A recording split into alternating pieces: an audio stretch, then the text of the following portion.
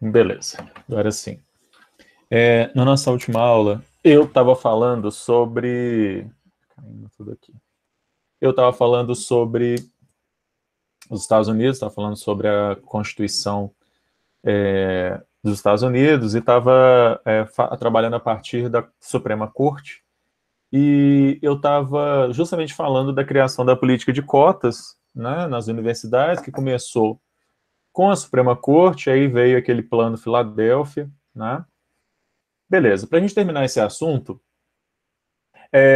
a corte progressista, essa Suprema Corte mais progressista, em que vai ter o caso Brown e etc., que é a chamada Corte Warren, que é esse cara que foi o presidente da Suprema Corte durante esse período, ela finaliza mais ou menos no começo dos anos 70. O Warren, na verdade, ele se aposenta um pouquinho antes, mas a gente ainda pode falar ali de uma corte nesse mesmo formato até mais ou menos o começo dos anos 70.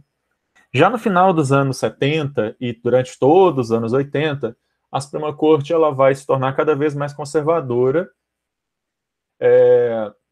Aí, começo dos anos 2000, na primeira década dos anos 2000, ela se abre um pouco mais de novo, e hoje, de novo, ela é uma corte extremamente conservadora.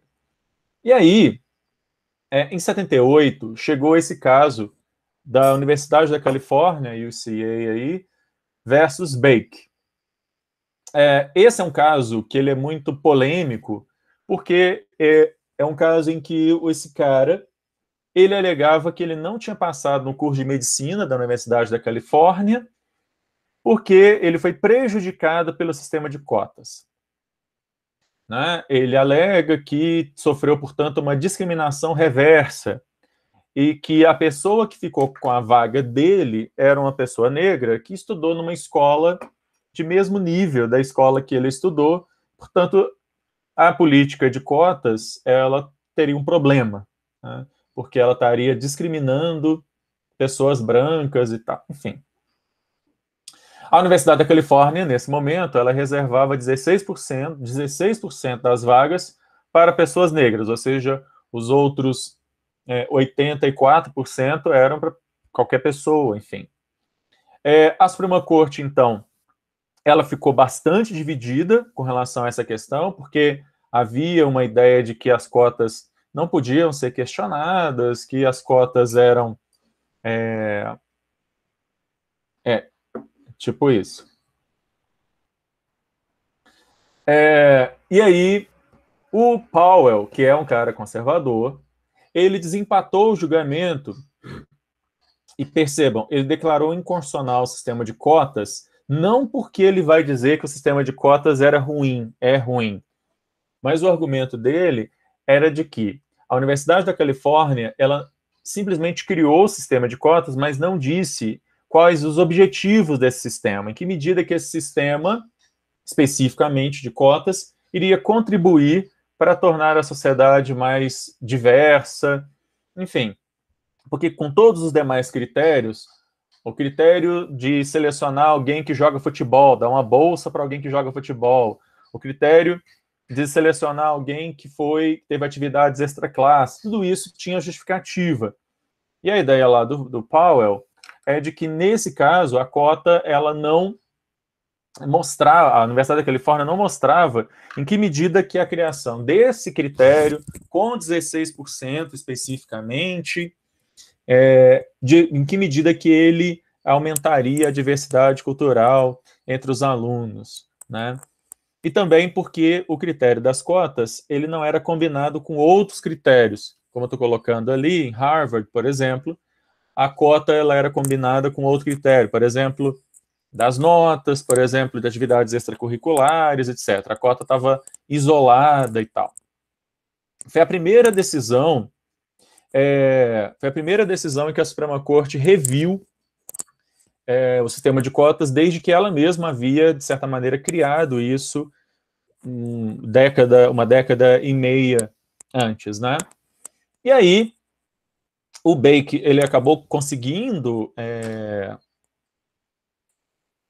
ele foi vitorioso na ação e tal, mas, ao mesmo tempo, a Suprema Corte também vai dizer que as universidades têm liberdade para estabelecer lá os seus critérios, e que as cotas eram apenas mais um critério e tal. Enfim. Mas esse caso foi o primeiro caso em que houve aí o primeiro baque da política de cotas.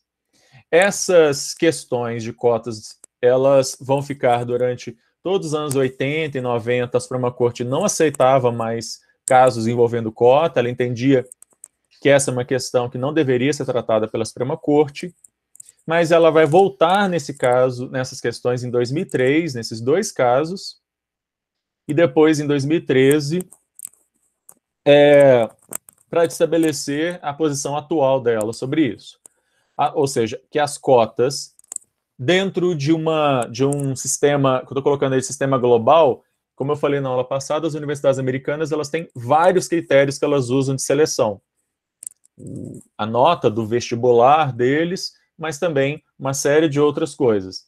Então, as cotas inseridas nesse sistema global de admissão, beleza, mas, vai dizer a Suprema Corte, não deve haver um número fixo de pontos ou outras vantagens que devam automaticamente beneficiar pessoas em razão da sua raça, entre aspas, tá? Então, assim, ao longo dos anos, o que a gente vai percebendo é que, na sociedade americana, cada vez mais existe essa ideia de que as cotas já cumpriram a função para a qual elas foram criadas e que, portanto, elas não seriam mais necessárias, etc, etc. Tá? Então, há um processo aí de retração cada vez maior com relação às cotas. Tá? O caso do Texas mesmo é um caso muito interessante, porque não é esse caso aqui, mas no estado do Texas, como eles se recusavam a a permitir que negros entrassem na Universidade do Texas, eles criaram uma universidade para negros. Teve até um professor que esteve na UFOP umas 2 vezes já, que ele é dessa universidade para negros, né, quando a universidade foi criada, ainda no regime de apartheid. Ok? Todo mundo aí? Beleza. Vamos passar para outro tópico, então. Uma discussão muito longa na história da Suprema Corte é sobre se a Suprema Corte deve se enfiar em questões políticas, em questões de autoindagação política. E aí a gente vai ter, durante toda a história da Suprema Corte, períodos de maior ativismo, como esse, por exemplo, essa época em que a Suprema Corte vai decidir o caso Brown, por exemplo, e períodos de maior autocontenção, chamada em inglês de self-restraint, né? Períodos em que a Suprema Corte vai preferir não falar sobre questões polêmicas, como aborto, pena de morte. Durante todos os anos 80 e 90, por exemplo, a Suprema Corte ela evitou falar sobre questões como pena de morte, por exemplo, ou mesmo aborto. Então, são períodos de maior autocontenção em que a Suprema Corte vai entender que essas são decisões que devem ser tomadas pelo legislativo, seja ele federal ou sejam os legislativos estaduais. Um primeiro momento de ativismo judicial bastante conhecido da Suprema Corte foi a chamada Era Lochner. E esse é um período de um ativismo conservador, na verdade, da Suprema Corte. Por isso chamado, inclusive, também de governo dos juízes. E esse período chamada Era Lochner, ele começa mais ou menos no começo do século XX e vai até a quebra da Bolsa de Nova York, em 1929, e o plano de recuperação econômica proposto pelo presidente, que vocês conhecem, chamado New Deal. E o que foi esse período da Era Lochner? O nome é atribuído, na verdade, a um caso que a Suprema Corte decidiu, mas igual a este caso, vão ter vários casos, por exemplo, em que a Suprema Corte vai declarar inconstitucionais leis que tratavam de medidas típicas do estado de bem-estar social.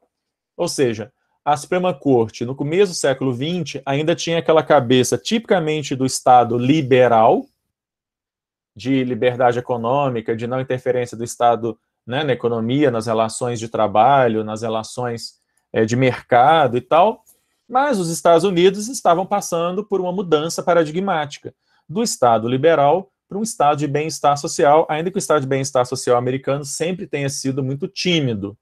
Ainda assim, as primeiras leis que o Congresso americano, as leis que o Congresso, ou o Congresso dos Estados Unidos, ou legislativos estaduais, municipais, aprovavam, falando, por exemplo, sobre redução da jornada de trabalho, fixação de salário mínimo, tabelamento de preços e etc., a Suprema Corte sistematicamente declarava essas leis inconstitucionais.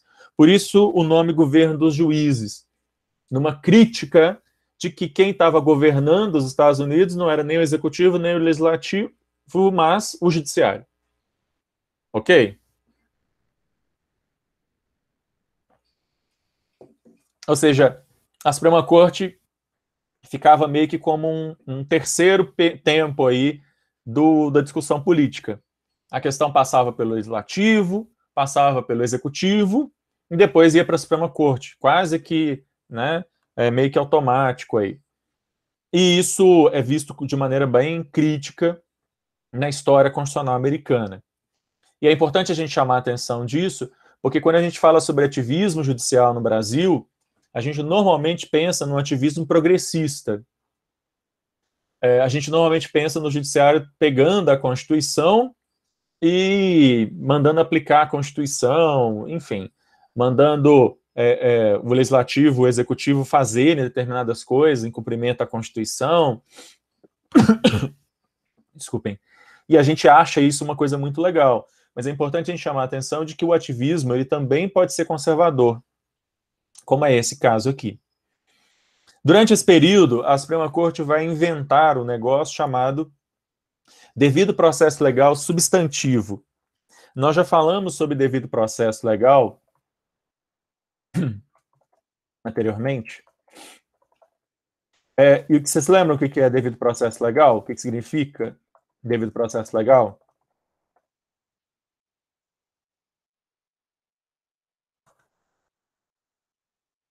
Alguém?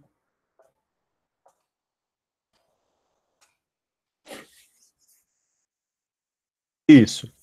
Então, a ideia do devido processo legal é de que uma pessoa, para ela ser julgada, ela tem que ser julgada de acordo com a lei que existia ao tempo dos fatos, ou seja, se vier uma lei depois, essa lei não me atinge, e que o juiz tenha que ser previamente também constituído por lei.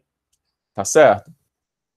Esse conceito de devido processo legal mais antigo é chamado de devido processo legal adjetivo. Adjetivo, porque o juiz vai fazer apenas uma análise formal.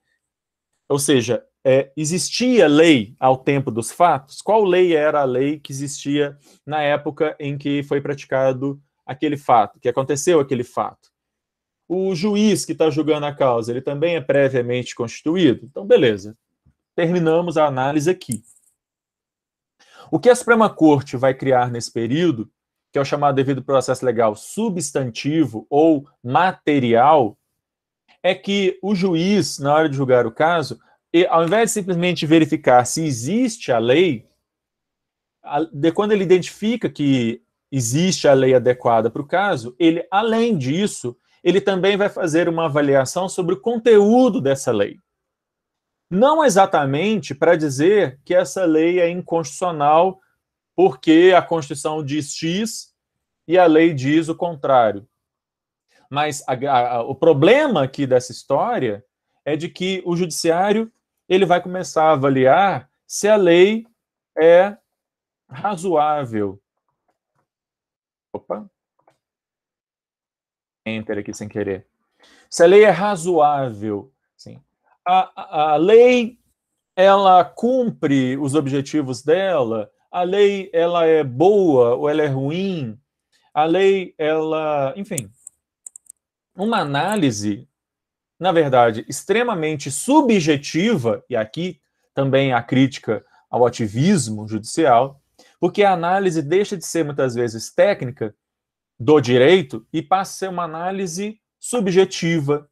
ou uma análise baseada em outros conhecimentos. Então, por exemplo, a Suprema Corte Americana declarava inconstitucionais as leis de redução de jornada de trabalho, por exemplo, alegando que isso traria prejuízos econômicos para as empresas.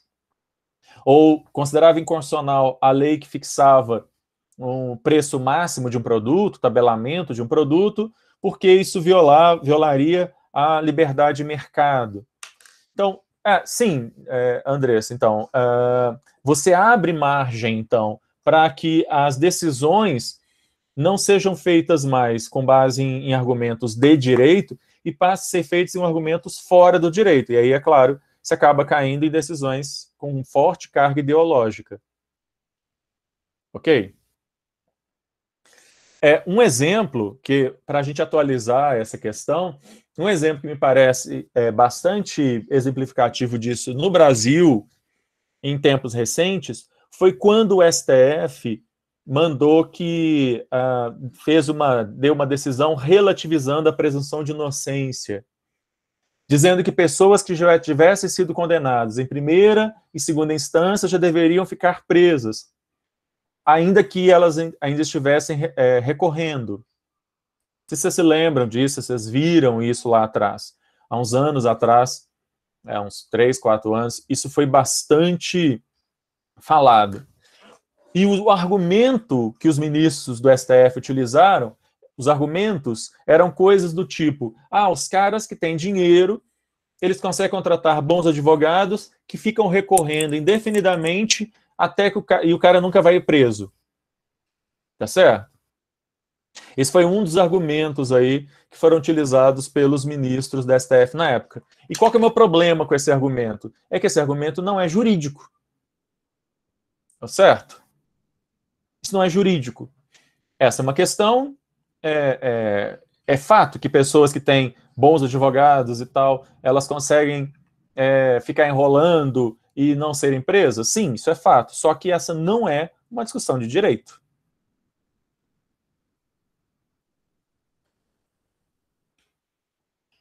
Tá certo?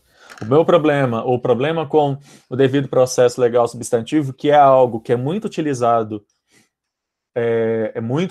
no Brasil, vem sendo muito utilizado no Brasil nos anos para cá, é que a discussão deixa de ser jurídica e ela passa a ser qualquer outra coisa. Tá?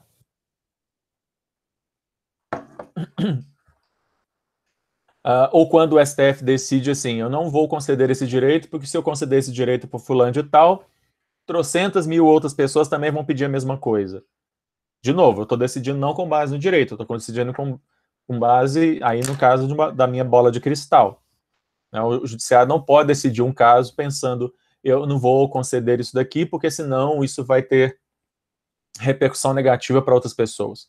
Não é análise, isso não é uma análise que o judiciário deve fazer.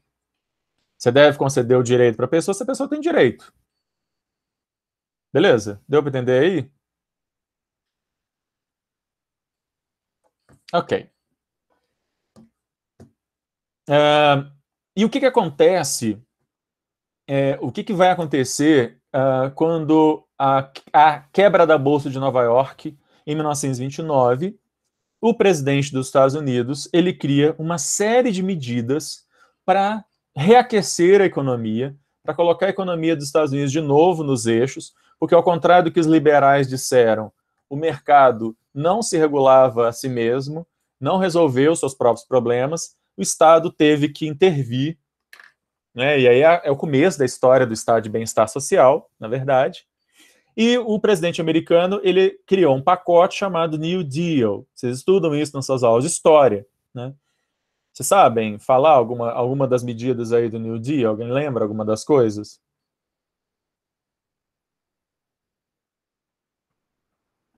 Eu lembro de uma das coisas, mas porque eu li naquele livro da Justiça, sabe?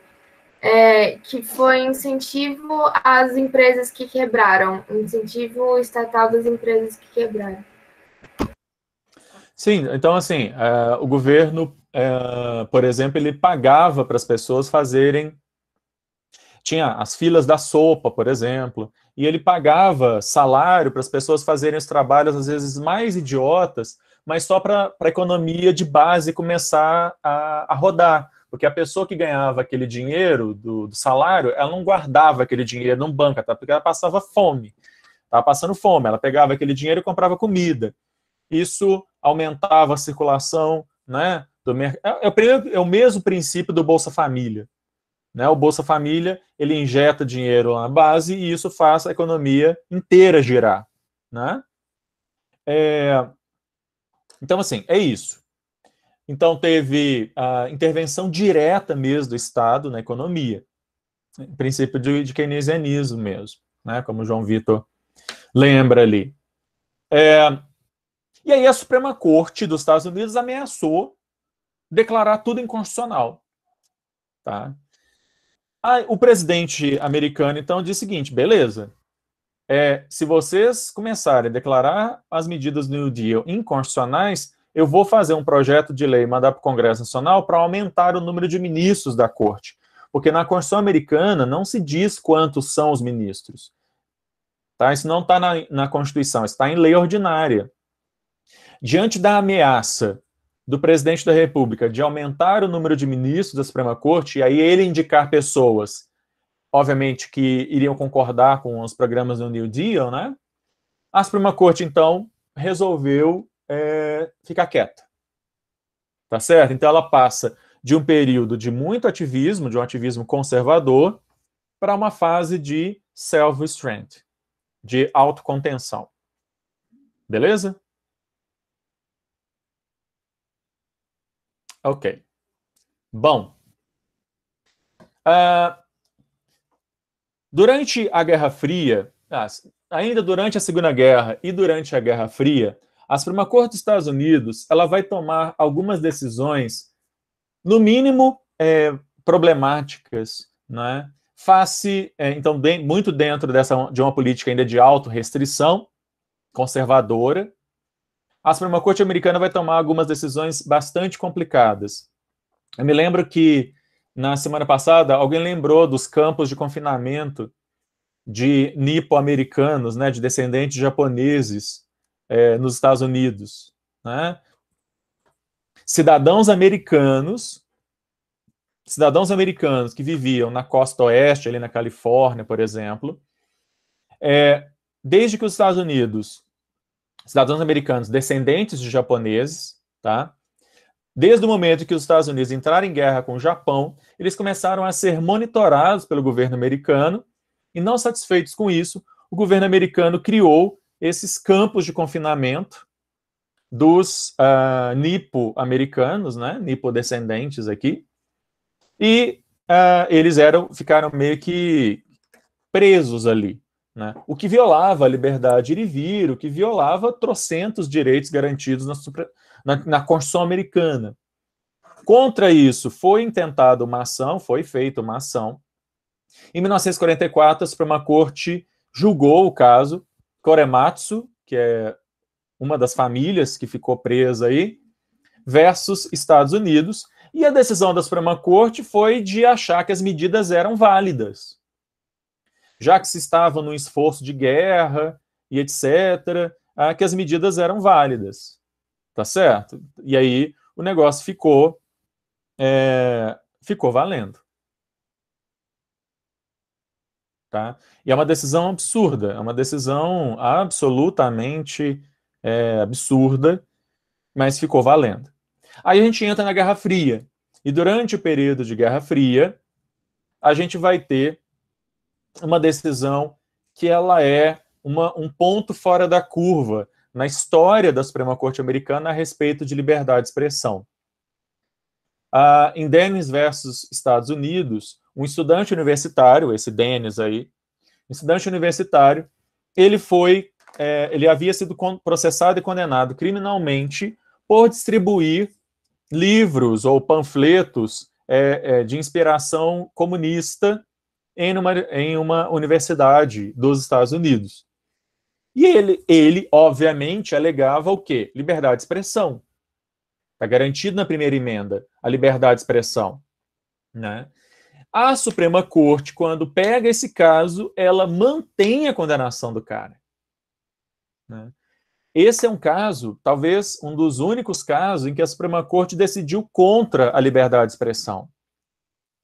É um caso absolutamente vergonhoso, né? Um caso bastante criticado na história da Suprema Corte, justamente porque a Suprema Corte é a mais aberta do mundo com relação à liberdade de expressão. Eu comentei sobre isso na semana passada. As coisas que são faladas aí nos Estados Unidos e que a Suprema Corte acha que não tem problema nenhum. Mas nesse caso aqui, no auge da Guerra Fria, tipo isso. É exatamente isso. Tá? No caso do Korematsu, vale só uma ressalva, ressaltar uma coisa. Nos anos 90, quando Bill Clinton foi presidente, o Bill Clinton fez um pedido de perdão oficial do governo americano para com os descendentes dos americanos que haviam sido confinados. Tá? Inclusive, um descendente do Korematsu, eu não lembro agora se era o filho ou o neto do cara que foi o autor dessa ação, ele esteve lá com o presidente americano representando ali as famílias de todos aqueles que haviam passado por essa situação. Tá? Bom, em 1954, o Congresso americano aprovou uma outra lei absurda, né, que é o Expatriation Act, a lei da expatriação, que é uma lei que permitia ao judiciário cancelar a nacionalidade de cidadãos americanos se esses cidadãos americanos cometessem atos considerados subversivos, ou seja, se esse cidadão ele defendesse o comunismo, tá certo? Se ele fizesse alguma coisa que pudesse ser considerado aí uma defesa da União Soviética, ou de Cuba, ou do comunismo, alguma coisa assim. Essa lei é totalmente absurda, assim, absurda, né? Pois bem, a Suprema Corte, nesse caso, em 1958, o presidente da Suprema Corte já era o Warren, que eu falei semana passada, né? O Warren, que decidiu, que fez lá a decisão, né? Comandou a decisão do caso Brown. Em 1958, a Suprema Corte americana declarou essa lei, obviamente, inconstitucional. E aqui eu chamo a atenção para o argumento que foi utilizado, que foi a violação da 8ª emenda. Porque a 8ª emenda, ela proíbe penas cruéis, tá certo? E aí isso foi considerado uma violação à 8ª emenda, justamente porque a 8ª emenda proíbe penas cruéis. Beleza?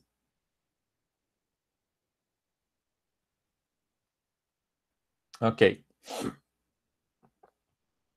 Bom, aí eu mencionei esse cara, né, o Warren, várias vezes. Vamos falar um pouco sobre alguns dos casos que estiveram na Suprema Corte no período em que esse cara foi presidente da corte. E aqui a gente tem uma questão interessante, porque o Warren, ele é responsável aí pela fase de maior ativismo de ativismo progressista da Suprema Corte americana, né? E aí eu tenho, claro, o Brown versus Board of Education, que é um caso super famoso. Mas, além dele, a gente vai ter alguns casos em matéria processual, e depois eu vou falar sobre algumas questões de direito à privacidade, mas a gente tem alguns casos em matéria processual que vão inspirar legislações no mundo inteiro, inclusive no Brasil, e algumas dessas coisas vocês certamente já ouviram em filmes americanos, em séries que tratem de questões policiais, de judiciário, enfim. Por exemplo, né, Mapp versus Ohio, 1961, afirmando que provas ilícitas, provas obtidas por meios ilícitos, não podem ser utilizadas. É uma coisa meio óbvia, né? Mas se o Estado, para condenar alguém, ele obtém provas de forma irregular, essas provas não podem ser utilizadas. Certo? semestre que vem, em Direito Constitucional 1, vocês vão ver justamente essa questão das provas obtidas de forma ilícita, que a Constituição brasileira de 88 também proíbe. O Moro, quando foi ministro da Justiça, até tentou lá no famigerado pacote anticorrupção dele, pacote, como é que é? Das 10 medidas, sei lá. Tentou relativizar isso, mas felizmente isso não foi aprovado. Então, assim, eu consegui que o réu confessasse que realmente matou e tal, mas essa confissão foi obtida com tortura, eu não posso condenar esse cara. Tá certo? Simples assim. Essa outra aqui, Gideon versus Wainwright. O direito que toda pessoa tem a um advogado, e se ela não tiver dinheiro para pagar um advogado, que o Estado tem que fornecer um advogado, todas as vezes em que uma pessoa estiver sendo acusada de algo que possa levar à sua prisão. Tá? 1963. Esse Escobedo versus Illinois, o direito do acusado de consultar um advogado antes de prestar depoimento, né, o direito de uma pessoa sempre ter a presença aí de um advogado. E essas duas decisões aqui, elas meio que se somam para nós chegarmos nessa daqui, que é uma decisão muito importante, ela é paradigmática, tanto é que é aquilo que a gente vê falado em filme, que quando o policial prende o cara, ele fala, você tem o direito de permanecer em silêncio, tudo que você disser poderá e será usado contra você no tribunal, você tem o direito a um advogado, caso você não possa pagar o Estado vai fornecer, isso é chamado de cláusula Miranda.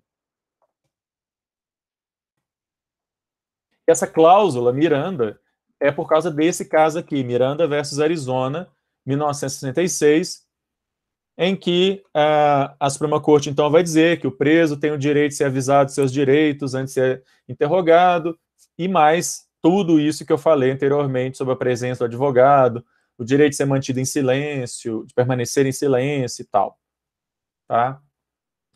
Então, se a gente tem numa ponta o caso Brown, na outra ponta, a gente vai ter um outro caso extremamente famoso, assim, muito famoso, na Suprema Corte Americana, que é o caso do aborto, do Roe vs. Wade, o primeiro caso aí em que a Suprema Corte vai declarar ilegais as leis que proibiam o aborto. Mas eu vou falar disso quando eu estiver falando no próximo aqui, direito à privacidade. Eu vou explicar o caso Roe daqui a pouco.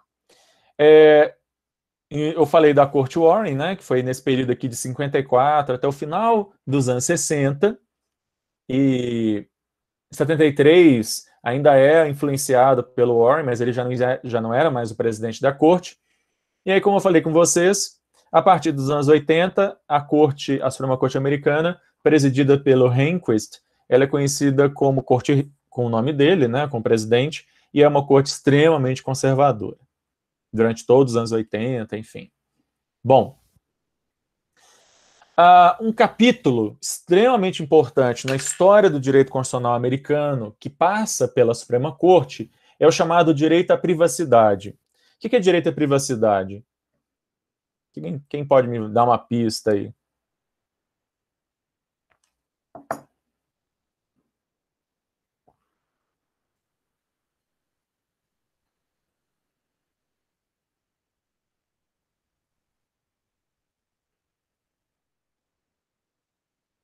Hein, gente? Inviolabilidade, proteção à vida privada. É isso, passa por aí.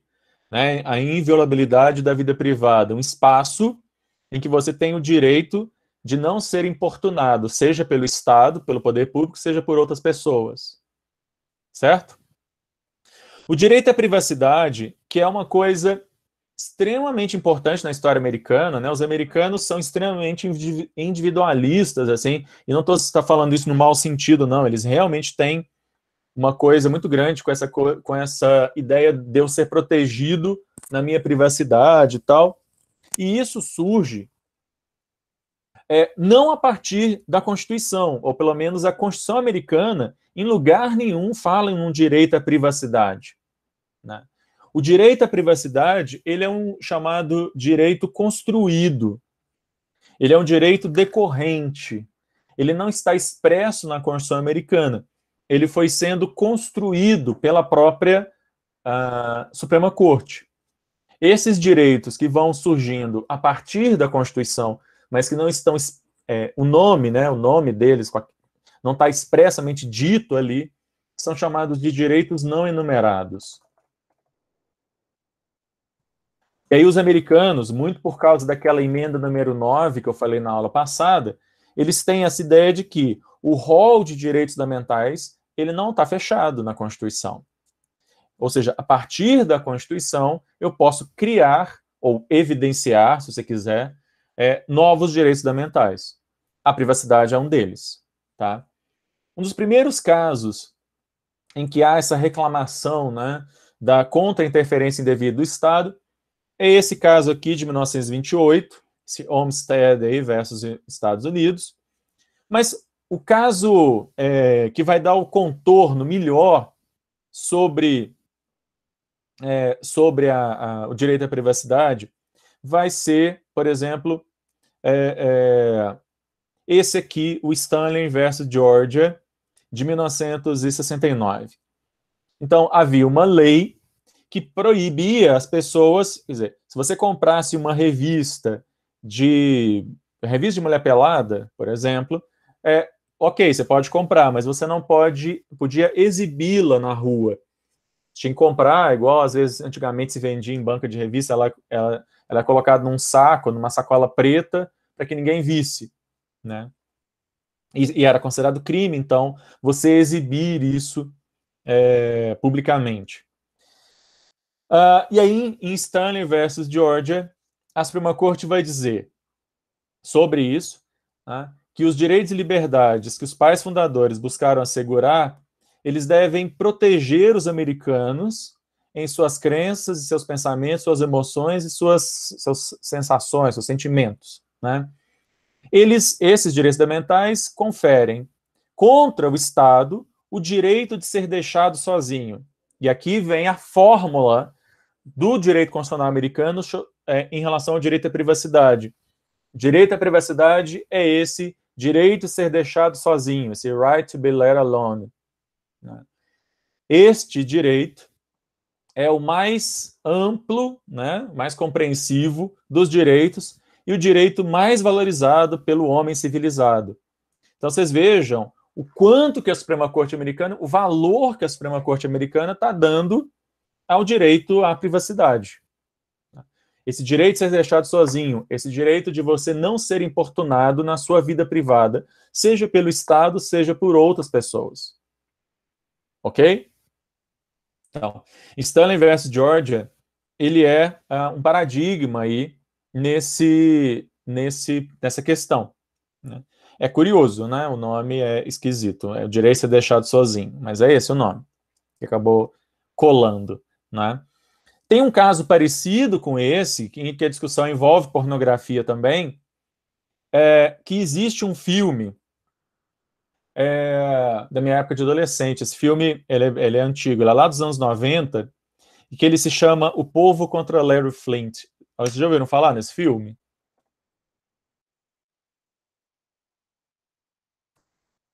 Acho que o Flint dele escreve assim. Agora não sei se o Flint dele é com Y ou com I mesmo. Mas enfim. Esse filme, ele é baseado num caso real. Ele é baseado num caso que é o caso do cara que era dono... Flint é com Y. O cara que era dono da revista Hustler, que tem ele no YouTube. Dá para assistir ele no YouTube pago aqui, R$5,90. Mas o cara, ele é dono era uma revista que fazia concorrência com a Playboy, era tipo uma revista Playboy. E aí ele então foi processado criminalmente por causa de umas matérias que ele havia publicado na revista sobre um pastor e tal, e a própria existência mesmo da revista de mulher pelada, né? E aí, ele, então, argumenta em sua defesa que proibir a revista, punir a revista, seria violar a primeira emenda, seria violar o direito à liberdade de expressão e liberdade de imprensa. Tá? E aí, sem querer dar spoiler sobre o filme, mas ele ganha essa ação, baseado na ideia de, justamente, de liberdade de imprensa para publicar foto de mulher pelada. E é isso. Sim. Tá? Caso bastante curioso. De novo, o que vai ter aqui é a discussão sobre o direito à privacidade e a liberdade de expressão e a liberdade de imprensa. Tá? Se vocês conseguirem, de repente, baixar esse vídeo, esse filme em torrent, tal, gratuitamente, vale a pena. É um filme divertidinho aí, pipoca, para ver a discussão jurídica do processo e tal, em torno do caso. Esse cara, inclusive, morreu há poucos anos atrás. Aliás, não, ele morreu esse ano. Em 2021. Ele morreu esse ano, o Larry Flynt. Já achei que tivesse tido mais tempo. No tempo que existia a locadora, né? A gente tá falando já de uma coisa que nem existe mais, eu acho, né? Enfim. Mas essas mesmas leis, são essas mesmas leis que proíbem as pessoas de andar com bebida alcoólica aparente, né? Se você comprar uma cerveja, você comprar uma garrafa de uísque, alguma coisa assim, você não pode andar com isso na rua. Andar com isso na rua tem que estar dentro de um saco de papel, por exemplo, né? Então que você vê aqueles mendigos e tal com a bebida dentro do saquinho de papel, porque você exibir a bebida viola a lei, né? É isso. Típica, eu acho que eu comentei sobre isso quando eu falei lá do estado de bem-estar social, né? É uma típica medida do estado de bem-estar social, para não incentivar as pessoas a beberem, tal. Aqui a gente não tem esse tipo de coisa. Mas isso existe em vários países da Europa também, né? Esse tipo de proibição de você exibir bebida alcoólica na rua. Né? Muito bem. Então, se vocês tiverem curiosidade, esse é um filme... Ele é um filme de 96. Foi lançado em 96. É um filme interessante. Bom, esse caso é de 69. Eu acabei colocando ele primeiro aqui fora da ordem, mas é porque ele é o leading case, ele é o caso paradigma sobre o direito à privacidade. Mas seguindo aqui a ordem cronológica, vocês vão ver o quanto que os americanos são totalmente malucos, né? O quanto que eles são totalmente pirados. Olha só, em 1965, ou seja, já na segunda metade do século XX, a Suprema Corte, em Griswold vs. Connecticut, a Suprema Corte teve que ser chamada para declarar inconstitucional a lei desse estado de Connecticut que proibia o uso de anticoncepcionais. E percebam, eu não estou falando de uso de anticoncepcionais para as pessoas em geral. Ela proibiu, para as pessoas solteiras, por exemplo, ela proibia o uso de anticoncepcionais mesmo para pessoas casadas. Mesmo que fossem pessoas casadas, não podiam usar anticoncepcional. Vocês fazem alguma ideia de onde é que vem a inspiração dessa lei? Por que proibir pessoas, mesmo que casadas, de usar anticoncepcional? Igreja. É isso. Né? Porque há uma ideia, aquela típica ideia de que o sexo é feito só... Exatamente, sexo é só para reprodução. Então, se duas pessoas que são casadas estão transando sem ser para ter filho, tá errado. Né? Exatamente isso. Mas percebam o quanto que isso é maluco, imaginar que os Estados Unidos da América, em 1965, né, ainda tinha esse tipo de estado que falava esse tipo de coisa maluca. Né? Uma década depois, ou na década seguinte, né, em Eisenstadt versus Baird, olha só, a Suprema Corte vai decidir, também em nome do direito à privacidade, que duas pessoas adultas tendo relação sexual, mesmo não sendo casadas, isso não é crime. Tá certo? Então, que um homem e uma mulher, aqui ainda estamos falando, né, de relações heterossexuais, então que o direito da pessoa, casada ou não, ter privacidade conjugal. clara, que na verdade o que estava sendo discutido aqui era que pessoas foram processadas criminalmente porque ficou provado que elas tinham tido relações sexuais, só que elas não eram casadas. Em 1972, foi que a Suprema Corte Americana foi declarar que essa lei ela era inconstitucional. É exatamente isso. Fornicação. Agora, percebam, isso é algo religioso, mas isso acaba indo para dentro de uma lei. Uma coisa que é absolutamente, uma discussão que é absolutamente religiosa e acabou indo parar numa legislação estadual. Tá? Eu acho tudo isso muito surreal. Né? Em 77, aqui não é da Suprema Corte Americana, é da Suprema Corte de New Jersey, a Suprema Corte de New Jersey vai dizer a mesma coisa, que é inconstitucional a lei que restringir relações sexuais heterossexuais entre adultos solteiros. Tá? Bom, aí a coisa continua evoluindo. Então, depois da Suprema Corte decidir sobre o direito à privacidade, tem um gap aqui, tem um buraco aqui, que eu só queria lembrar o seguinte. Aqui nós estamos falando de 1972, 65, né? Tirando essa aqui que é de Nova Jersey, mas 62, 65. Em 73, se vocês quiserem, né, colocar aqui na ordem, também sobre o direito à privacidade, a gente vai ter Roe vs. Wade, 1973. Eu não estou colocando Roe vs. Wade aqui porque a questão do aborto vai ser um capítulo à parte na história da Suprema Corte. Tá? Mas só para a gente poder encaixar aqui, em 73, quando a Suprema Corte decide que é inconstitucional a lei que proíbe o aborto, ela se baseia no direito à privacidade. O direito ao aborto, ele não foi baseado numa ideia de liberdade da mulher sobre o seu próprio corpo, por exemplo. Ele é baseado e é citado como precedente para Roe vs. Wade, é citado esse caso aqui, ó. Stanley versus Georgia é citado como um precedente para sustentar o direito ao aborto. Ok, gente? Os Estados Unidos são bastante curiosos, então, nesse sentido, porque o direito ao aborto ele não vai aparecer como uma coisa do direito das mulheres a usar seu próprio corpo, alguma coisa assim. Ele é utilizado, na verdade, como ele é consagrado, na verdade, como um direito que decorre do direito à privacidade. Tá? Ou seja, que é uma interferência indevida do Estado sobre a vida da mulher, proibi-la de fazer o aborto. Ok?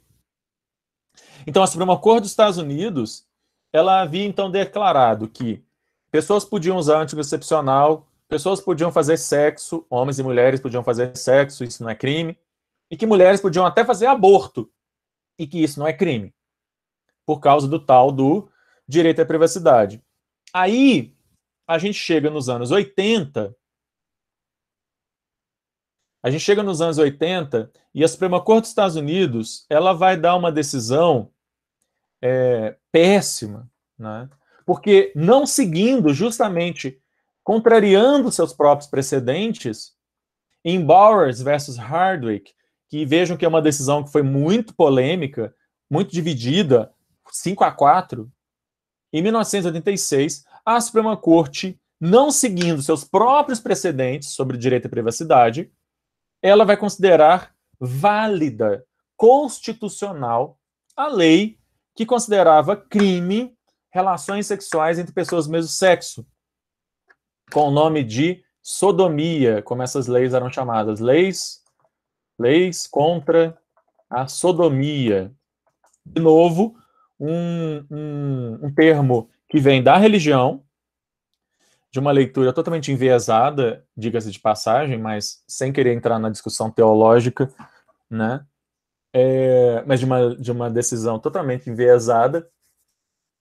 A Suprema Corte, então, ela vai argumentar na decisão, em Bauer versus Hardwick, a Suprema Corte vai argumentar que o Estado proibir relações sexuais entre pessoas do mesmo sexo, que isso está as bases, as raízes dessa lei estão na formação cristã dos Estados Unidos, e que nós não podemos negar essa formação cristã, essas raízes cristãs, né? E, portanto, que o legislador poderia sim fazer uma lei desse tipo, porque ele estaria fundamentado em toda uma tradição cristã que foi a base com a qual o país foi construído. É mais ou menos por aí que a Suprema Corte constrói seu argumento.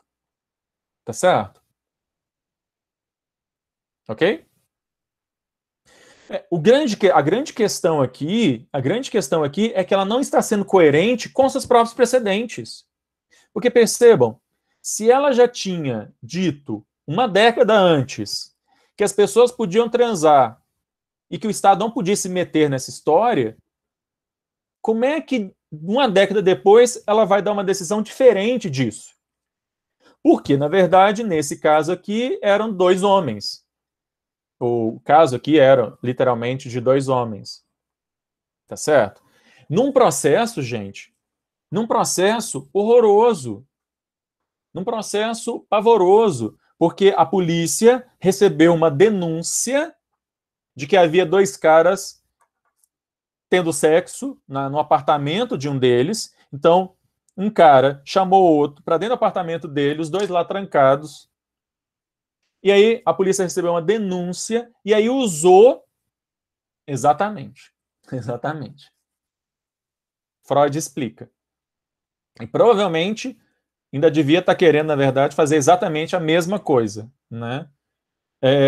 Uma pessoa, então a polícia entrou com a acusação, com a desculpa de que tinham feito uma denúncia de que o cara, o dono do apartamento, estava com fitas de vídeo, VHS, sei lá, que fita que existia nos anos 80, devia ser fita de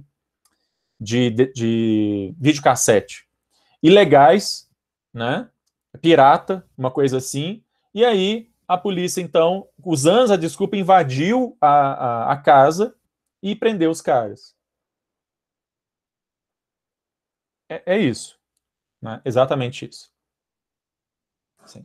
Essa decisão, ela é muito criticada.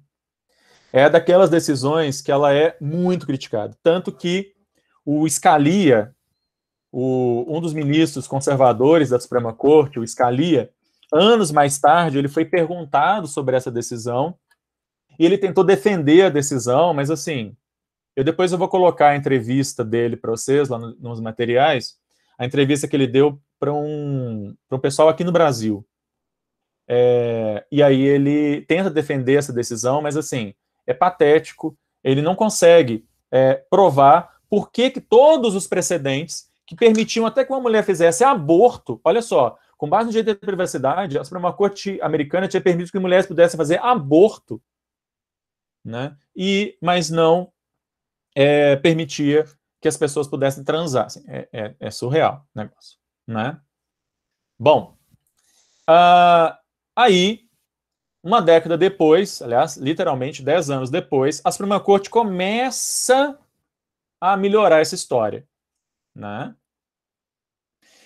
Em Homer versus Evans, a Suprema Corte americana está discutindo uma emenda constitucional, não lembro agora de qual estado, não lembro se era da própria Califórnia mesmo, mas foi aprovada uma emenda numa Constituição estadual que proibia estados e municípios de criarem qualquer medida, qualquer política protetiva a pessoas homossexuais. Tá? Então, vamos lá, gente. Só não distraiam aí. Só para vocês me acompanharem aqui. Se eu ficar vendo os comentários de vocês, eu acabei me perdendo aqui. Vamos lá. Aí, a Suprema Corte, então, ela declarou essa lei inconstitucional, essa emenda à Constituição Estadual inconstitucional, alegando que ela violava não só o direito à privacidade, mas também o direito à igualdade, à isonomia, porque ela trazia tratamentos assimétricos a grupos identitários que os colocavam em pior situação, o que contrariam. Vamos lá. A Constituição americana diz que, na emenda número 9, que a Constituição não pode ser interpretada de forma a colocar determinados grupos em pior situação. É justamente com base na emenda número 9 que a Suprema Corte, por 6-3, ou seja, que não foi unânime, considerou essa emenda inconstitucional. Ela considerou essa emenda inconstitucional, mas o precedente Bowers versus Hardwick ainda estava valendo. Tá? A Suprema Corte só vai revogar Bowers versus Hardwick em 2003. Os Estados Unidos da América entraram no século XXI tendo estados ainda considerando crime relações sexuais em pessoas do mesmo sexo. Esse é um dado, isso aqui é muito surreal. Porque eu não estou falando da Arábia Saudita, tá certo? Estou falando do Irã, não estou falando da China, nem de Cuba, né? Eu estou falando dos Estados Unidos da América, o maior produtor de cultura, da maior indústria cultural do planeta. Em 2003, ou seja, havia ainda, no começo do século XXI, nos Estados Unidos, estados que consideravam crime. E só em Lawrence versus Texas, que também não foi uma decisão unânime, salvo engano, também foi uma decisão de 6-3, tá? Foi que a Suprema Corte americana declarou que essas legislações eram inconstitucionais. De novo, baseado no bom e velho direito à privacidade, que ela mesma, a Suprema Corte, havia criado. Ok?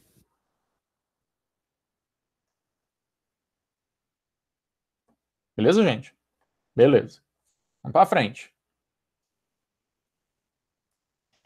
Eu ainda vou voltar nessa questão mais para frente, tá? Mas deixa eu só ver uma coisa aqui. Eu vou voltar nessa questão mais à frente. Mas vamos falar do direito ao aborto, então. Em 1973, por 7-2, a Suprema Corte dos Estados Unidos, ela considerou inconstitucional uma lei do estado do Texas que considerava o aborto crime. E, de novo, ela considerou que o aborto era um direito das mulheres porque proibir o aborto seria uma interferência indevida do Estado na esfera da privacidade. Tá? É uma decisão em que se discute a questão da privacidade da mulher. Aí, a gente tem... Essa decisão, ela tem duas partes. Na primeira parte, a Suprema Corte vem e fala, a lei é inconstitucional. E aí você pode concordar ou não com essa parte da decisão. Você pode ser uma pessoa que é contra o aborto e pode concordar ou não com essa interpretação que a Suprema Corte deu. Beleza. O meu problema com essa decisão, na verdade, é com a segunda parte dela. Que, de novo, eu vou ter o chamado devido processo legal substantivo. Tá? Porque não satisfeita em dizer que as mulheres tinham direito ao aborto, a Suprema Corte vem e legisla. Porque essa tecnicamente ela não falou que estava fazendo isso, mas é isso que ela estava fazendo. Em que sentido que eu estou falando isso? Olha só, a Suprema Corte, além de dizer que as mulheres podiam fazer o aborto, ela cria critérios para que o aborto pudesse ser mais ou menos permitido. Então ela vai dizer que as mulheres, no primeiro trimestre de gestação, os estados não poderiam proibir o aborto. No segundo trimestre, do 3º ao 6º mês de gestação, os estados poderiam proibir, em alguns casos, né, se o aborto pudesse colocar a vida da mulher em risco. Ou seja, se a prática do aborto ficasse provado que a mulher fazer aquele aborto, ela poderia ficar em risco, os estados poderiam criar restrições. E que, de toda sorte, nos 3 últimos meses de gestação, a regra é de que os estados poderiam proibir, exceto se, ao contrário, né, se a própria gestação atentasse contra a vida da mãe. Então, assim, eu acho os critérios que a Suprema Corte fez até muito interessantes. O grande problema aqui dessa história é que um tribunal não deveria fazer isso. Ok, gente?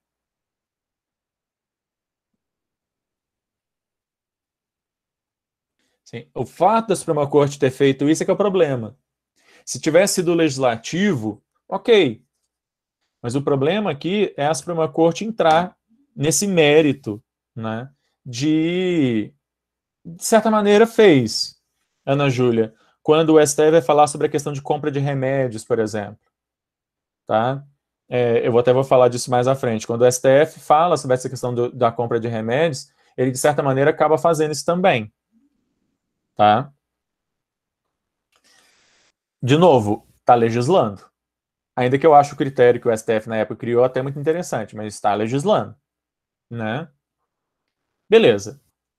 Aí, a Suprema Corte decide isso em 1973 e, depois disso, a Suprema Corte não aceita mais tratar da questão do aborto.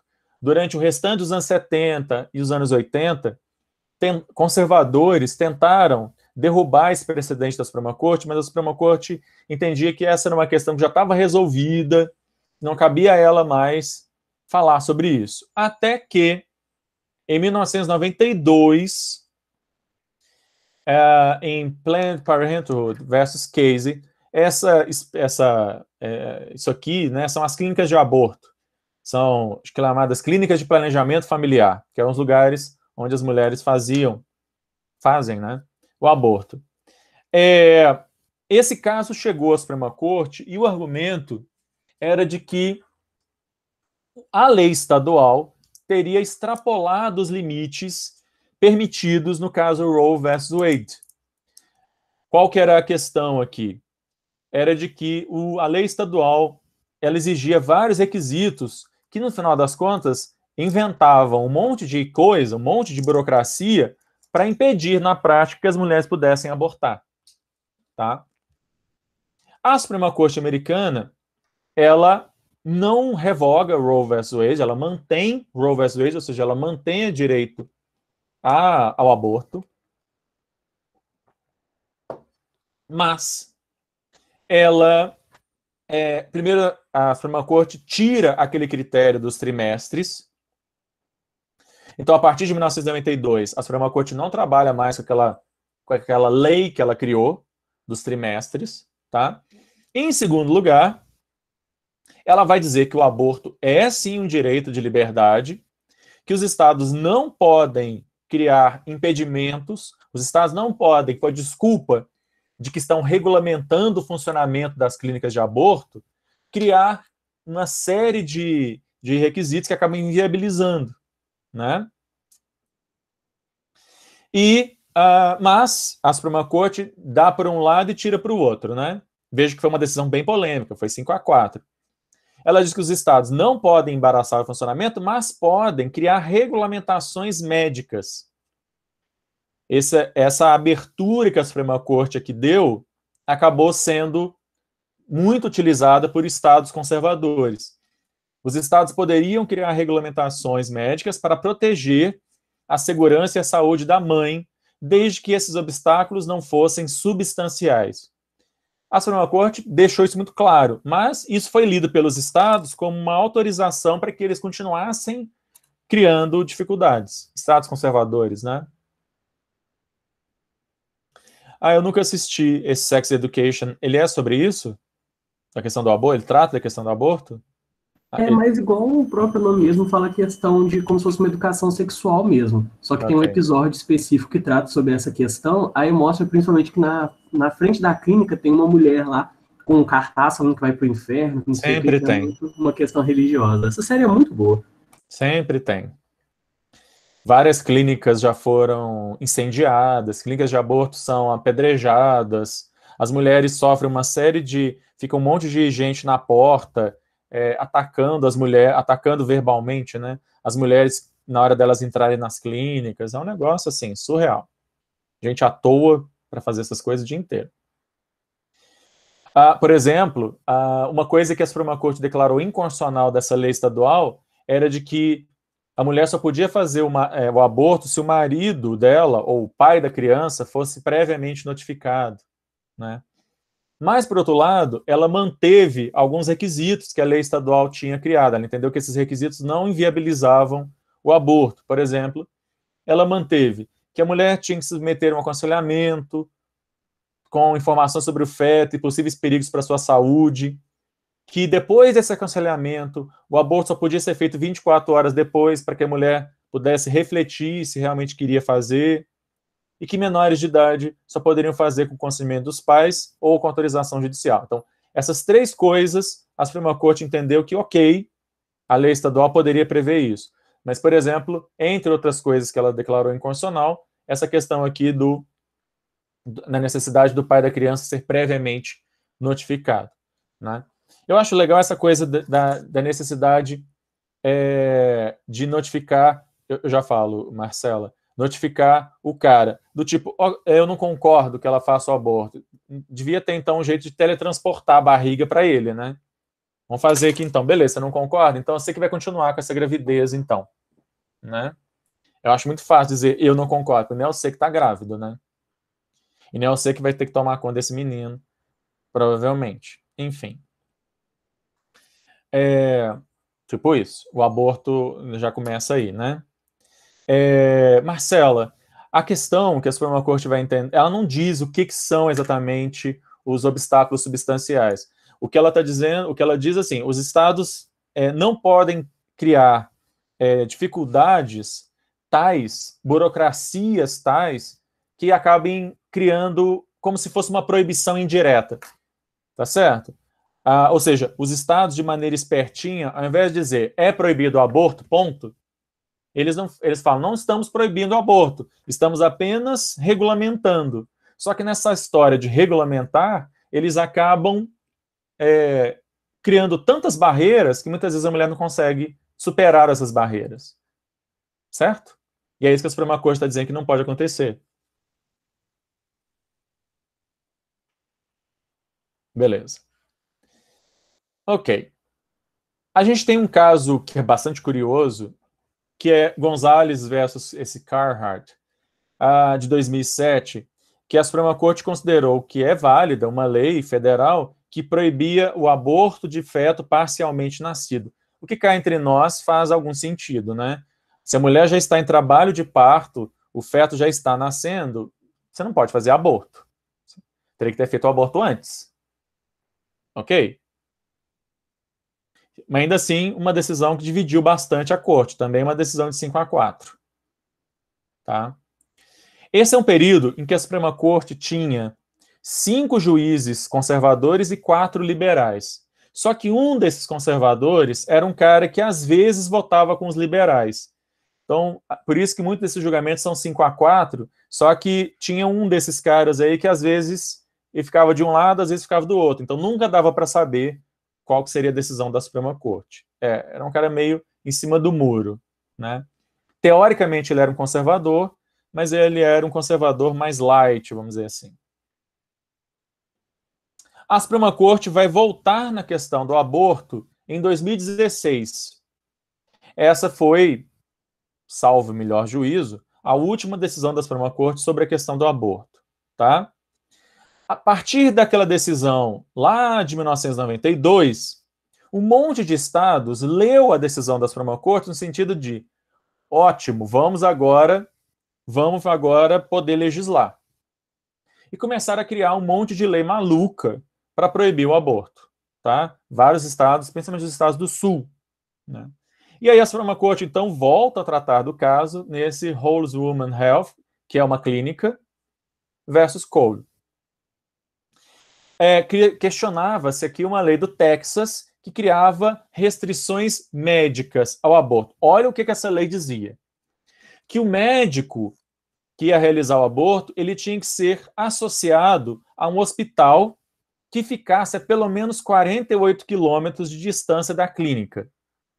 O hospital onde o médico fosse credenciado tinha que ficar a pelo menos 48 quilômetros, está em milhas no original, mas eu passei para quilômetros, né? X milhas, que dá 48 quilômetros de distância da clínica. Por que disso?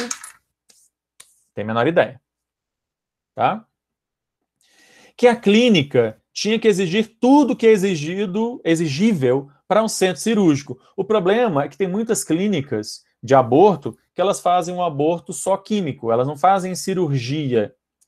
É só medicamento.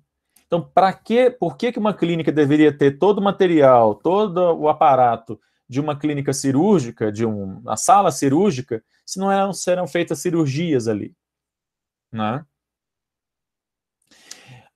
Por causa desse excesso de exigências, a clínica mostrava para a Suprema Corte que várias outras clínicas já haviam fechado as portas, porque elas não conseguiam arcar com os custos do que era exigido pela lei.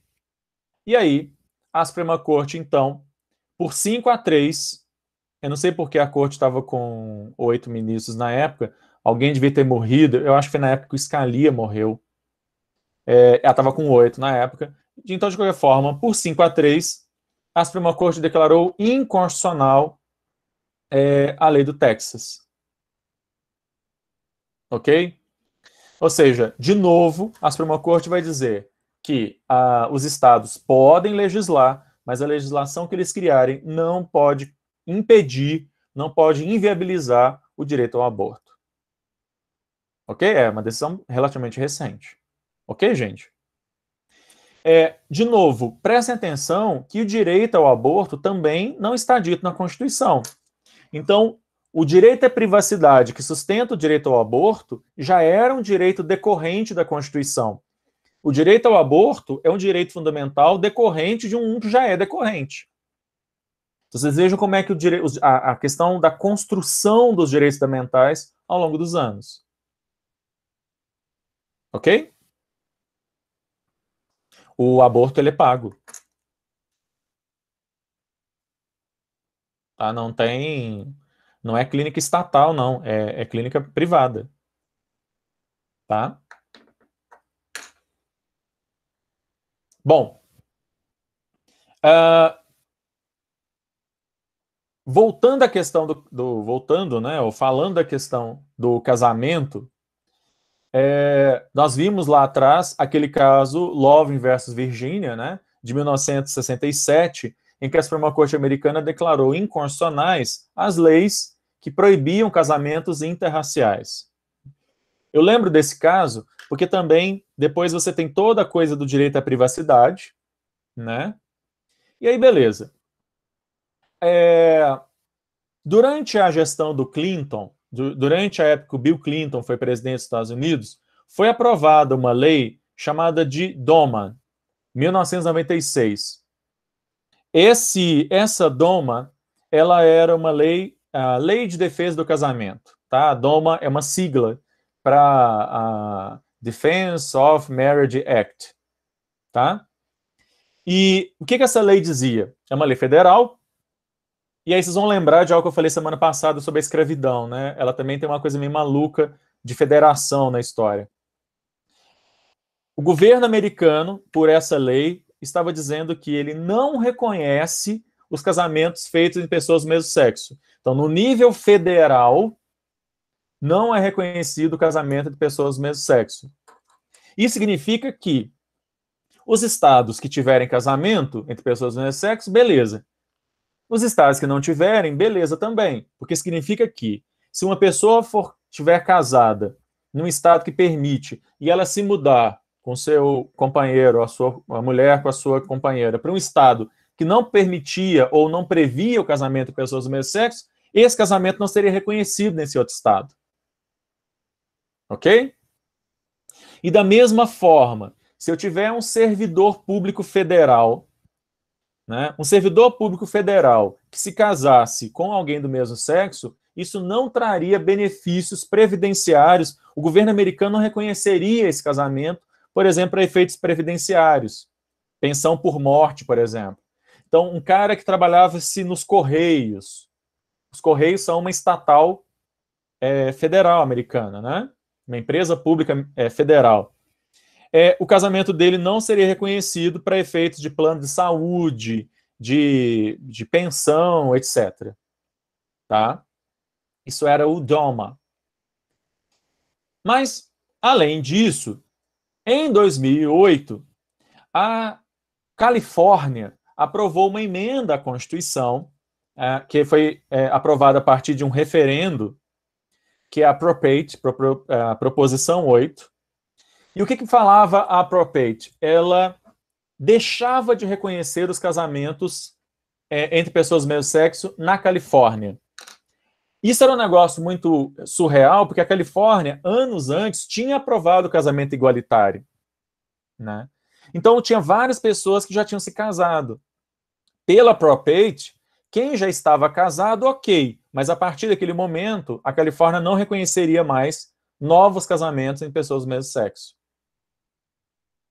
Sim, Ana Catarina, vários, aqui no Brasil, inclusive, se fazia muito isso.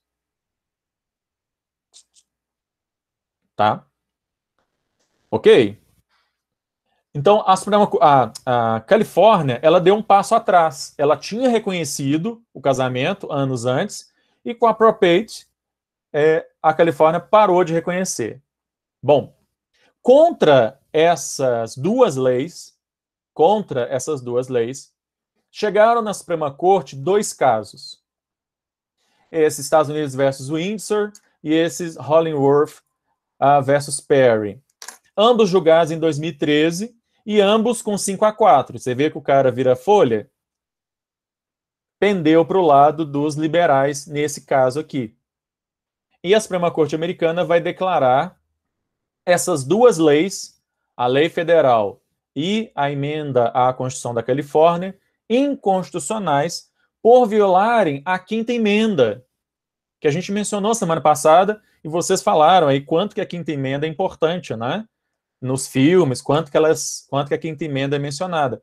E a ideia é de que elas violam a 5ª emenda por violarem o due process of law, o devido processo legal, que é uma interpretação muito ampliativa do que é devido processo legal. Certo? Aqui eu trouxe um trechozinho da decisão da Suprema Corte. É inválida, pois nenhum propósito legítimo supera o propósito e o efeito de desacreditar e prejudicar aqueles a quem o Estado, por suas leis de casamento, procurou proteger em sua personalidade e dignidade. O que a Suprema Corte está dizendo aqui é: essas leis, tanto o DOMA quanto a Pro-Pate, elas não trazem benefício nenhum. Ninguém é beneficiado por essas leis. Ao contrário, o que nós temos é um tratamento que viola a isonomia, que viola o que está na 5ª emenda, o direito ao igual tratamento. Está na 5ª emenda. É a chamada Equal Protection Clause, a cláusula da igual proteção. Tá? Também está na 5ª emenda.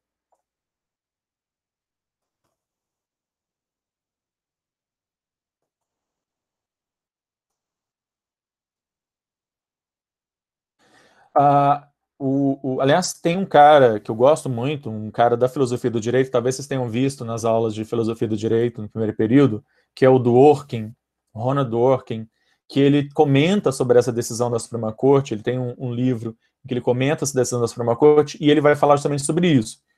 O que a Suprema Corte está dizendo ali é: essas duas leis, elas violam a isonomia, o direito a igual tratamento, a cláusula de igual proteção, todo mundo deve receber a mesma proteção do Estado. E o que essas duas leis fazem é justamente retirar essa igual proteção. Ok?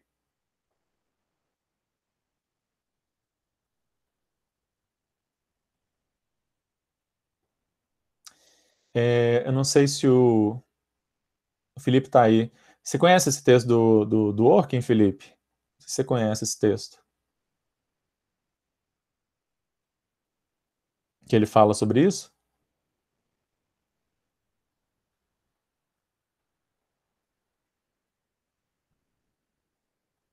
Não sei se ele está presente aqui agora. Ele está constando, mas de repente não está. Desculpa. Oi, Felipe. Você conhece esse texto? Professor, desculpa. Tranquilo. Você conhece esse texto do Dworkin que ele fala sobre essa decisão? Tá no Direito de Liberdade? Eu acho que é. Eu tô em dúvida, na verdade, qual é o livro, em qual livro que tá. Eu acho que sim. Acho que ele tá no Direito de Liberdade, que ele fala do aborto, da eutanásia. Deixa eu conferir aqui. Não, tranquilo. Se depois você puder só fazer trabalhar isso com o pessoal na monitoria, falar sobre esses casos a partir do Dworkin e tal, que eu acho que ele explica isso de uma maneira bem interessante, tal, assim. Acho bem acessível para essa discussão. Tá? Eu vi o livro aqui, pode deixar. Legal, valeu. Muito bem. Mas aqui, em 2013, a Suprema Corte ainda não havia reconhecido o casamento entre pessoas do mesmo sexo, ou o casamento como um direito fundamental, melhor dizendo. Né? Ela apenas disse que as leis que proibiam violavam a Constituição. Ou seja, aqui em 2013, o patamar estabelecido foi: alguns estados podem reconhecer, outros estados podem não falar nada, mas os estados não podem falar contra. Ok? Isso é meio maluco, mas foi isso aqui. Esse era o patamar que a gente tinha aqui em 2013. Eu posso ter estados que não reconhecem, beleza, mas eu não posso ter um estado que proíba. Tá? Isso vai mudar, na verdade, em 2015. E aí eu termino essa parte da Suprema Corte com esse caso aqui, do Obergefell versus Rhodes, de 2015, que foi quando, aí sim, a Suprema Corte americana vai dizer que o casamento é um direito fundamental, e se o casamento é um direito fundamental, vale a nona emenda. Os direitos previstos nessa Constituição não podem ser interpretados de maneira a restringir o mesmo direito para as outras pessoas. Ok? Que a gente falou semana passada. Se o casamento é um direito fundamental, se casar é um direito fundamental, então eu tenho que reconhecer esse casamento também para pessoas do mesmo sexo. Tá? Foi isso que a Suprema Corte decidiu aqui em 2015. Né? O casamento entre pessoas do mesmo sexo não pode ser proibido pelos estados. E, portanto, ela ordenou que todos os órgãos responsáveis por fazer casamento nos estados fossem obrigados a fazer esses casamentos. Tá? Eu não sei se vocês já usavam, por exemplo, Facebook em 2015, talvez sim, mas foi quando o Facebook criou aquele fundo de você mudar a sua foto e colocar uma foto, a sua foto com arco-íris de fundo, né? E foi, né, por causa dessa decisão da Suprema Corte de 2015, tá? Beleza? Então, desde 2015 que não pode mais haver por parte aí de nenhum delegado, de nenhum prefeito. Em alguns lugares é o prefeito que faz o casamento, em alguns lugares é o delegado lá do cartório, o encarregado lá do cartório, enfim, não pode haver qualquer forma de restrição. Inclusive, você não pode alegar objeção de consciência para não fazer o casamento. Depois disso, a gente vai ter uma decisão mais recente da Suprema Corte, que ela é bastante criticada, que é o caso do bolo de casamento. É engraçado, né? Mas uma discussão imensa na Suprema Corte por causa do bolo do casamento. Vocês conhecem esse caso?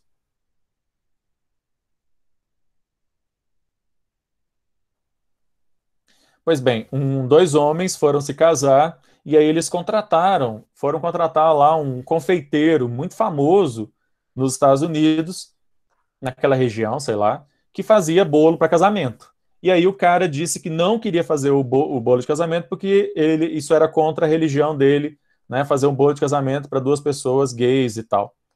E isso gerou um processo judicial contra o confeiteiro.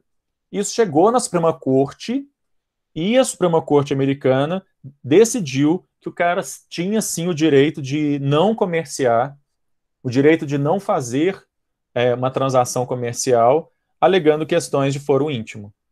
Tá? A decisão da Suprema Corte é uma decisão muito criticada, inclusive, mas é isso. Aí eu fico pensando o seguinte: se esse cara dissesse eu não vou fazer o bolo de casamento porque o casal é formado por duas pessoas negras, ou porque o casal é de judeus, será que a Suprema Corte teria tido a mesma decisão? Acho que não, né? Acho que não. Para a gente terminar a parte da Suprema Corte, eu queria, tá fora da ordem, eu queria sugerir para vocês esse filme aqui.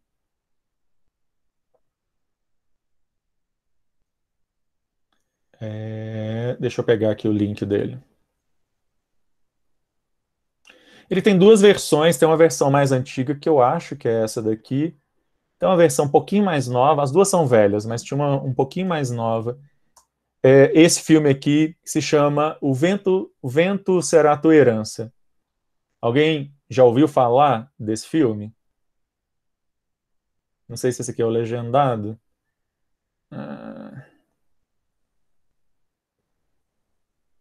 Legendado, tá aqui. Acho que esse tem legenda também. Esse caso, gente, nesse tempo que a gente está vivendo hoje, eu sempre indiquei ele para meus alunos de teoria da Constituição, depois eu parei de indicar, mas nesses tempos que a gente está vivendo hoje, eu acho que a gente precisa falar de novo desse caso aqui. Não é um caso da Suprema Corte Americana, é o caso de um tribunal local, mas esse filme é baseado em fatos reais, tá? No começo do século XX, vários legislativos estaduais e municipais começaram a legislar contra o ensino de Darwin nas escolas. Tá?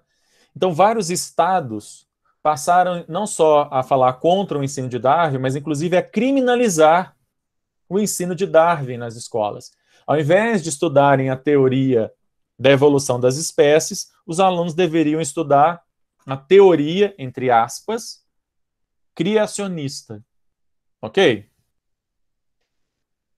Aí, no sul dos Estados Unidos, um desses estados do sul, um professor, então, contrariando a lei, ele resolveu ensinar para os alunos a teoria do Darwin, a teoria da evolução das espécies. Ele foi preso e ele, então, é processado criminalmente no que vai ser conhecido como, abre aspas, o processo do macaco. Por causa da discussão lá de que o homem teria um ascendente comum com os macacos, né? Da teoria do Darwin. E esse processo, enfim, eu não vou dar spoiler sobre o final do filme, mas eu sugiro que vocês assistam esse filme. Eu acho que eu não coloquei lá no meu plano de ensino, que eu tinha meio que esquecido mesmo de falar desse filme, mas a gente está vivendo umas situações tão bizarras nesse mundo, nesse começo do século XXI, que eu acho importante a gente se voltar um pouquinho sobre as besteiras que já foram feitas em nome de religião e terraplanismo lá no começo do século XX. Tá? A discussão inteira do filme é muito legal. Afinal de contas, é válida uma lei que proíbe o cara de ensinar a teoria da evolução das espécies, que obriga o cara a falar, né, que Deus é que fez o mundo em 7 dias, não sei o que, na aula de ciências? Tá certo? Vejam, assistam esse filme, depois vocês me contem o que vocês acharam. É um filme longo, viu? Umas 3 horas de duração, como todo bom filme antigo. Mas é um filme espetacular, com Burt Lancaster. É um filme muito interessante. Tá? Assistam e depois me contem o que vocês acham. Ok? Sobre os Estados Unidos é isso. Deixa eu finalizar aqui. Amanhã, na verdade, eu vou começar a falar sobre a França, sobre o